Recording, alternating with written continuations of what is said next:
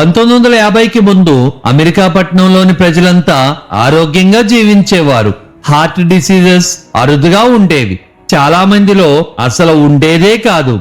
కానీ అంతా మారిపోయింది.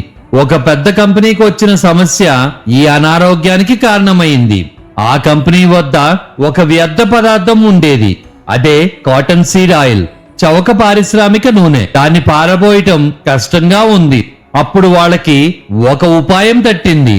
ఆ నూనెని హైడ్రోజనేషన్ చేసి తెల్లగా మార్చి కొత్త పేరు పెట్టారు. మరొక తెలివైన ప్రమాదకరమైన పని చేశారు.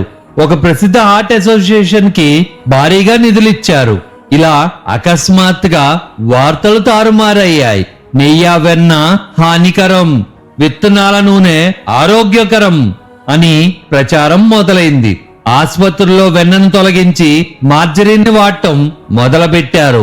ఇళ్లల్లో పాతకాలం నెయ్యి బదులుగా వెజిటేబుల్ ఆయిల్ బాటిళ్లు చేరాయి. జనాలు నమ్మారు. వంటగదులు మారాయి. ఒక తరం గడిచే లోపల మొత్తం కథే మారిపోయింది.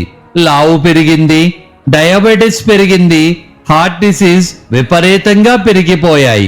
మన ప్లేట్లో ఏముందనేది భవిష్యత్ని నిర్ణయిస్తుంది. ఆలోచించండి.